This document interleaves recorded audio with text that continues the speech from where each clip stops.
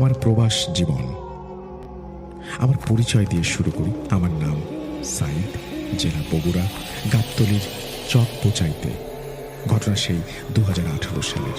তখন আমি সিঙ্গাপুরে অবস্থান করছি। একটি কোম্পানির অধীনে আছি। সব ঠিকঠাকভাবেই যাচ্ছিল। প্রতিদিন সকালে কাজে যাই, তারপর রাতে রুমে এসে নিজে রান্না করে খেয়ে দিয়ে ঘুমাই। তারপর চলে এলো রমজান মাস। তখন আমাদের একটু ঝামেলা হয়। একই রুমে কেউ যখন রোজা রাখে আর কেউ রাখে না, তখন আসলে কি যে হয়। যারা রোজা রাখে তারা তো সেহরি খাওয়ার জন্য মাঝরাতে ওঠে, আর যারা রাখে না তাদের ঘুমে ডিস্টার্ব হয়। এই জন্য আমরা 3 জন চিন্তা করলাম যে আমরা এই 1 মাস পাশের খালি রুমে শিফট হব। যেই বলা সেই কাজ। আমরা পরের দিন বিকেলে এসে 3 জন পাশের রুমে চলে যাই, আর বাকি 2 জন এই রুমে থেকে যায়। যাক, এভাবেই দিন যাচ্ছিল। হঠাৎ একদিন বিকেল বেলা এসে আমার এক বন্ধু বলল, চল আজকে মসজিদে গিয়ে ইফতার করব। তো আমরা 2 জন বলি, আরে না থাক। আমার বন্ধুর জোড়াজড়িতে আমরা গোসল সেরে 3 জন মিলে সেখানে গেলাম। লিফট থেকে নেমে হাঁটতে লাগলাম, কারণ আমাদের রুমটা ছিল 12 তলায়। তো হাঁটার এক পর্যায়ে আমার বন্ধু বাস স্টপে দাঁড়ালো। আমরা 2 জন বললাম, কিরে এখানে আবার দাঁড়ালি কেন? সে বলল, আমরা ওই মসজিদে যাব। আমরা বললাম, কোনটায়? সে বলল, লিমচুকাং, ওইটায়। সবার অবগতির জন্য জানাতে চাই, সিঙ্গাপুর একটা অমুসলিম দেশ হলেও এখানে অনেক মসজিদ আছে। মুসলিমের সংখ্যা বুদ্ধিস্টদের থেকে অনেক কম। তো ঘটনায় ফিরি, আমরা যেইখানে থাকি সেই জায়গাটার নাম চুয়াচুয়াং। এইখানে একটা ছোট মসজিদ আছে, আর আমরা এখন যেখানে যাচ্ছি সেটার নাম লিমচুকাং। তো এইখানে যেতে আমাদের বাসে করে সর্বোচ্চ 10 থেকে 12 মিনিট লাগবে। এই লিমচুকাং জায়গাটার একটু বর্ণনা দেই। এই জায়গাটা হলো সিঙ্গাপুরের একটা খুবই গুরুত্বপূর্ণ স্থান। মানে এই জায়গাটা পুরোটাই কবরস্থান। এখানে মুসলিম, হিন্দু, বৌদ্ধ, খ্রিস্টান সব ধর্মের সেমেট্রি বা কবরস্থান আছে। এরকম একটা জায়গায় দিনের বেলায় যেতেও গা ছমছম করে। যতদূর চোখ যায় শুধু কবরস্থান আর কবরস্থান। রাস্তার 2 ধারে ঘেরা জঙ্গল আর রামবুটানের গাছ। তো এই রামবুটান গাছের কথা মনে রাখবেন, এইটাই একটা রহস্য। যাই হোক, আমরা চলে গেলাম মসজিদে। যাওয়ার পর দেখলাম মসজিদে কিছু বাঙালি আর বেশিরভাগই সিঙ্গাপুরের সবাই বসে আছে। আমরা গিয়ে অজু করে বসে পড়লাম, আর দেখলাম মসজিদটা এত সুন্দর যা বলার ভাষা নেই। পেছনে পর্দার ভেতর কিছু মহিলার আওয়াজও শুনতে পেলাম। তারপর আজান শুরু হলো, ইফতার করা শুরু করলাম।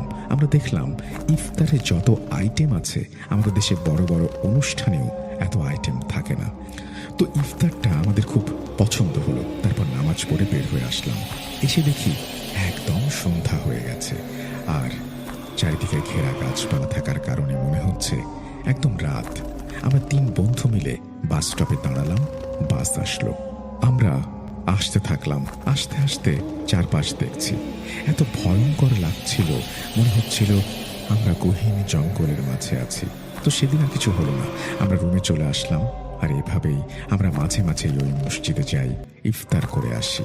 ভালোই চলছিল দিন। হঠাৎ করে একদিন আমাদের কাজের জায়গা থেকে বলা হলো যে আজ রাতে কাজ করতে হবে, 2 জনকে থাকতে হবে। আমি আমার 2 বন্ধুকে বললাম, তোরা 2 জন কর, আমি বাসায় যাব। আমার সারাদিন রোজা রেখে শরীরটাও ক্লান্ত লাগছে। আমি চলে আসলাম। আসার পর গোসল সেরে মনে করলাম যাই ইফতারটা করে আসি। তারপর সেই বাস স্টপে গেলাম। বাস আসলো, আমি আমার কার্ডটা পাঞ্চ করে বাসে উঠে বসলাম। আর এখানেই আমি আমার জীবনের সবচেয়ে বড় ভুল করে বসি। আমি যখন বাসে কার্ডটা পাঞ্চ করছিলাম তখন খেয়ালই করিনি আমার কার্ডে মাত্র $3 কিছু বেশি ছিল। সিঙ্গাপুরের বাস, এমআরটি মানে ট্রেনে যাতায়াত করতে কোনো ক্যাশের ব্যবহার হয় না। এখানে সব জায়গাতেই কার্ড ব্যবহার করা হয়। সেই কার্ডগুলোতে যদি $3 নিচে থাকে তাহলে সেগুলো আর পাঞ্চ করা যায় না, আর মিনিমাম $10 টপ আপ করতে হয় তখন। তো আমি মসজিদে যেয়ে পৌঁছালাম। ইফতার করে যখন চলে আসবো তখন বাসে উঠে কার্ড পাঞ্চ করলাম।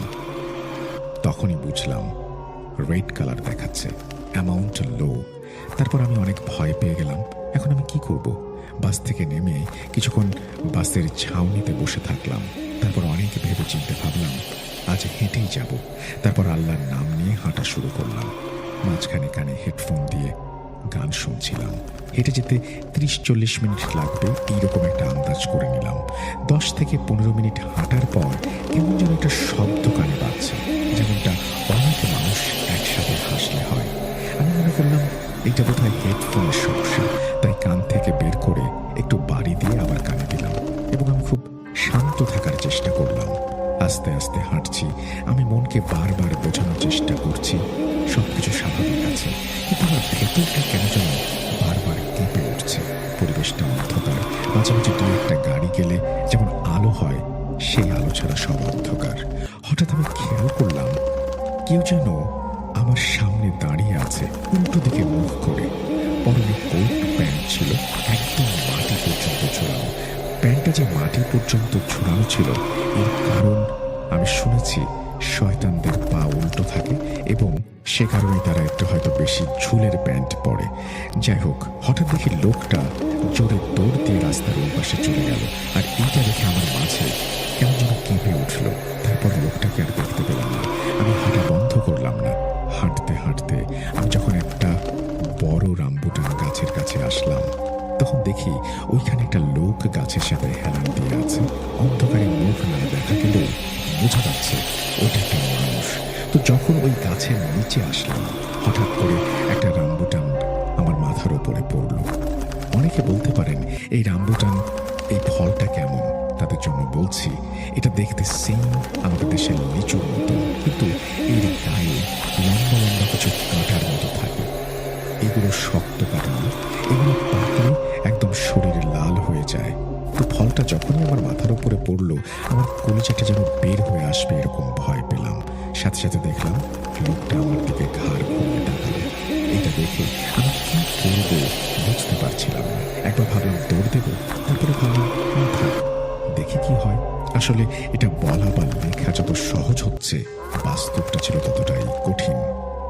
তারপর আরো কিছু সামনে দেখলাম জঙ্গলের মাঝে কিছু একটা নড়াচড়া করছে। এইটা দেখে আমার পুরো শরীর অবশ হয়ে যাওয়ার উপক্রম। তারপর আমি খেয়াল করলাম আমি হাঁটছি, কিন্তু পথ এগোচ্ছে না। আমার পা শুধু সামনে পেছনে যাওয়া আসা করছে, সামনে এগোতে পারছি না। তারপর দেখি ওই লোকটা আমার দিকে আস্তে আস্তে আসতে শুরু করলো। এটা দেখে বিশ্বাস করবেন না, আমি ধরেও নিয়েছিলাম আজ আমার জীবনের শেষ দিন।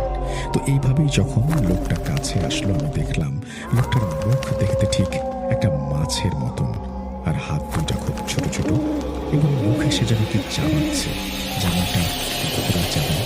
আমি ঠায় দাঁড়িয়ে দেখছি, আমার পা চলছে না, চিৎকার দেব মুখ থেকে আওয়াজ বের হচ্ছে না, আমার পুরো শরীর বরফের মতো হয়ে গেছে।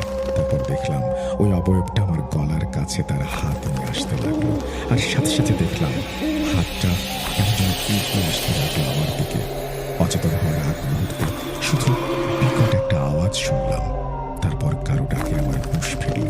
চোখ খুলে দেখি আমি রাস্তা থেকে কিছু দূরে পড়ে আছি, আর আমার সামনে একজন ইন্ডিয়ান তামিল লোক আমাকে ডাকছে। সকাল হয়ে গেছে। তামিল লোকটা আমাকে বললেই নেশে, এখানে শুয়ে আছিস কেন? সে মনে করেছে আমি হয়তো রাতে ড্রাঙ্ক অবস্থায় এখানে পড়ে আছি। আমি তাকে অনেক ধন্যবাদ দিলাম। হেঁটে হেঁটে তারপরে বাসায় আসলাম। এসে দেখি আমরা দুই বন্ধু রাতের কাজ শেষ করে বাসায় এসেছি। তারা আমাকে না পেয়ে কল দিয়ে আবারও না পেয়ে শুয়ে ঘুমাচ্ছে। ওরা মনে করেছে আমি বাইরে কোথাও গেছি। তারপর গোসল করে বাসার নিচের দোকান থেকে কিছু খাবার কিনে নিয়ে এসে খেলাম। মাথা ব্যথার ওষুধ খেলাম, কারণ আমার মাথাটা প্রচুর ব্যথা করছিল। তারপরে আমি অনুভব করলাম আমার প্রচণ্ডভাবে জ্বর আসতে শুরু করেছে। আমি ঘুমানোর চেষ্টা করতে লাগলাম, কিন্তু জ্বরের কারণে ঘুম আসলো না। এর মাঝেই আমার এক বন্ধু ঘুম থেকে উঠে আমাকে বলল, কোথায় ছিলি? এরপর আমি সব কিছুকে খুলে দিলাম। সে বলল, আজকে সন্ধ্যায় আমাদের পাশের মসজিদের হুজুরের কাছ থেকে একটু ঝাড়ফুঁক করে নিয়ে আসতে। জ্বরের কারণে সারাদিন অনেক কষ্টে কাটলো। তারপর সন্ধ্যায় মসজিদে গেলাম, ইফতার করে হুজুরের সাথে দেখা করলাম। তাকে আমি সবকিছু বলার পর হুজুর আমাকে যা বললেন তাতে আমি হতবাক হয়ে গেলাম। হুজুর বললেন, কালকে রাত্রে যেটা তুমি দেখেছ সেটা ছিল একটা খারাপ জিন। যখন তুমি অচেতন হও তখন একটা বিকট আওয়াজ শুনেছ, অন্য একজন ভালো জিন এসে তাকে প্রতিরোধ করেছে, তাকে বাঁচিয়েছে। আর না হলে যে কোনো কিছু হয়তো ঘটে যেতে পারত। সেই রামবুটান গাছের নিচে তুমি পড়েছিলে এবং ওইটাই হলো ওই জিনদের আবাস। তো এটাই ছিল আমার জীবনের একটা ভয়ঙ্কর ঘটনা। এরপর আমি 3 দিন বিছানায় পড়েছিলাম আর ভয়ানক কিছু স্বপ্ন দেখেছিলাম। তারপর ইনশাল্লাহ আস্তে আস্তে সব ঠিক হয়ে যায়। ওই দিনের কথা মনে পড়লে এখনো আমার শরীরের লোম দাঁড়িয়ে যায়। কয়েক মাস যাবৎ আমি দেশে এসেছি, বিয়ে শাদী করার জন্য এসেছি। বিয়ে করেছি এক বার্মিজ মেয়েকে। কিছুদিন পর আবার আমরা দুজন সিঙ্গাপুর চলে যাব।